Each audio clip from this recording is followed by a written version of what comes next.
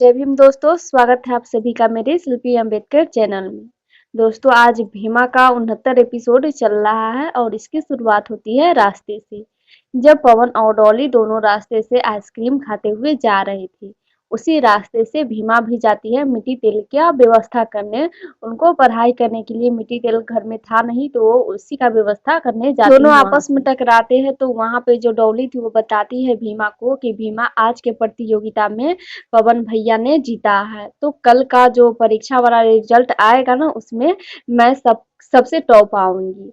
यह सुनने के बाद भीमा कहती है कि अगर ऐसा नहीं हुआ तो फिर भी कहती है डॉली कि ऐसा ही होगा, देख लेना तुम कल। मैं सबसे ज्यादा अंक लाऊंगी और अगर मैं सबसे ज्यादा अंक लाऊंगी तो दादी जी से कह के पूरे गांव में तो एक आइसक्रीम बंटवाऊंगी, ताकि इसी बहाना तुम्हारा मजाक उड़ सके और सभी को पता चल सके कि तुमने कम नंबर लाया था।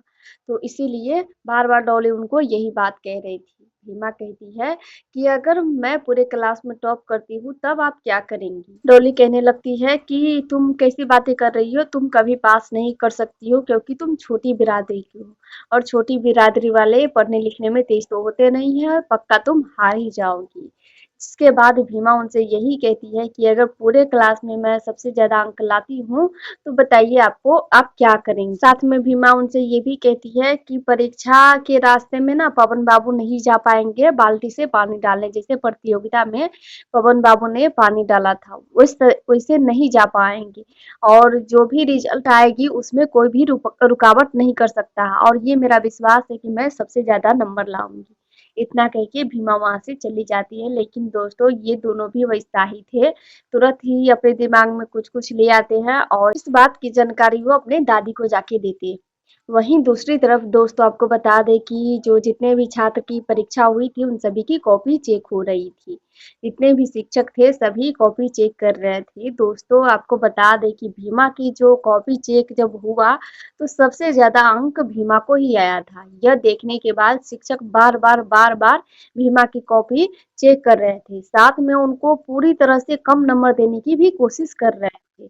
लेकिन उनको इस बात का भी डर लग रहा था कि अगर कहीं भीमा को पता है कि उसने ये सब लिखा है तो वो कॉपी की जांच भी करवा सकती है, तो इसीलिए ज्यादा कुछ नहीं कर सकते थे कॉपी के साथ। वहां पे कटकुट गुरुजी भी कॉपी चेक कर रहे थे, जिसके बाद जो उपाध्याय जी थे वो प्रिंसिपल साहब के पास जाते हैं और कहते हैं कि सर आपसे कुछ बातें करनी है, आप थोड़ा बाहर आइए, आपसे बात करनी है।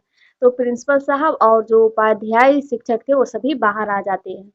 आने के बाद वो गुरुजी बताते हैं कि प्रिंसिपल साहब भीमा के ना पूरे क्लास में सबसे ज्यादा अंक आए हुआ है, तो आप बताइए कि हम क्या करें।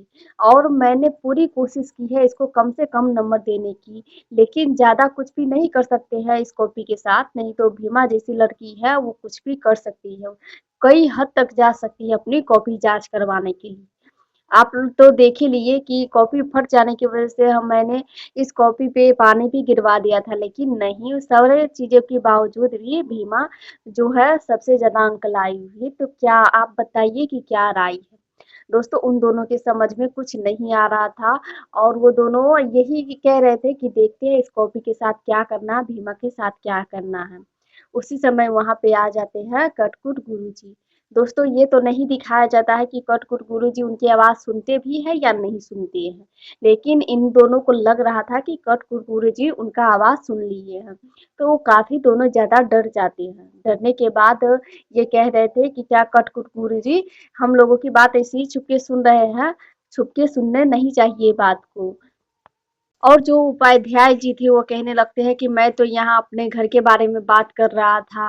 तो कटकुट गुरुजी उनसे बस साफ साफ यही कहते हैं कि ना ज्यादा आप बात करते हैं मुझसे और मैं नहीं करना चाहता हूँ आपसे ज्यादा बात, लेकिन इतना कह सकता हूँ ना ही मेरे पूर्वज मूर्ख थे और ना ही हम लोग मूर्ख हैं। किसी विद्यार्थी के उत्तर पुस्तिका लेकर के कोई अपने घर के मसलों पे बात नहीं कर सकता है।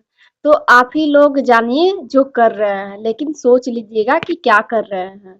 दोस्तों कट-कुट गुरुजी की बात सुनने के बाद प्रिंसिपल साहब को बुरा लग जाता है, जिसके बाद वो सीधा डायरेक्ट उनको बताते हैं कि सुनिए कट-कुट गुरुजी, यहाँ पे बात ये है कि पूरे क्लास में सबसे ज़्यादा अंक भीमा को आया है और ये हम लोग चाहते नहीं हैं। तो यही हम लोग चाहते हैं कि क्या करें, कैसे करें कि भीमा को कम अंक आए और उसको ना पूरे समाज में, पूरे गाँव में हारे हुए साबित करना है। इसके लिए हम लोग योजना बनाना चाहते हैं, योजना बना रहे हैं। तो आपको जो करना है सोच लीजिए कि क्या करना है। लेकिन हाँ, ये बात ध्यान रखिएगा दोस्तों, यही वो दोनों उनको धमकी देते हैं कि वो भी छोटी जात के हैं, यानी कटकुट गुरुजी भी छोटी जात के हैं।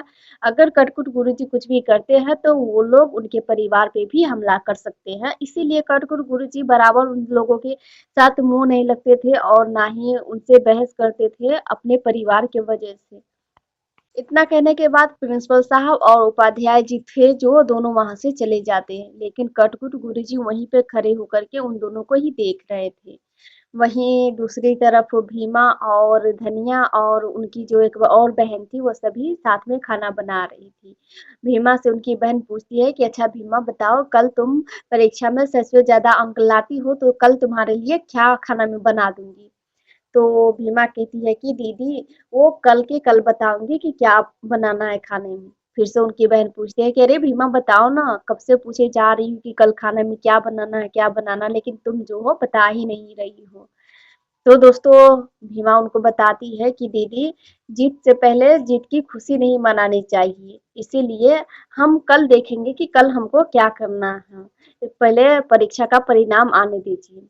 दोस्तों जब उनकी बहन बार बार पूछती है कि भीमा बता दो, तो जिसके बाद भीमा उनको बताती है कि हम ना कल अगर हम परीक्षा में पास हो जाते हैं तो हम मीठी रोटी खाएंगे, आप हमारे लिए मीठी रोटी बना दीजिएगा। दोस्तों यह बात सुन के धनिया की आंखों में आंसू आ जाता है, वो सोचने में पड़ जाती है कि ये मीठी रोटी क्यों बोली, ये कुछ भी तो बोल सकती थी। जिसके बाद भीमा अपनी बहन और आई को बताती है कि बाबा साहब भी जब भी कोई भी काम में उत्तीर्ण होते थे तो बाबा साहब मीठी रोटी ही खाते थे, यानी कि बाबा साहब की जो आई थी वो बराबर बाबा साहब को मीठी रोटी ही बना करके खिलाती थी। दोस्तों भीमा को बाबा साहब बताए हुए थे कि भीमा मैं जब भी परीक्षा में पास होता हूँ या कोई भी काम में उत्तीर्ण आता हूँ तो मेरी आई मेरे लिए मीठी रोटी बनाती है और मैं बड़ी प्यार से मीठी रोटी को खाता हूँ और मीठी रोटी खाते-खाते आदत मुझे पड़ गई है। जब भी मीठी रोटी खाता हूँ, तभी मुझे आई की याद आने लगती है और आई थी तो मीठी रोटी खिलाती थी।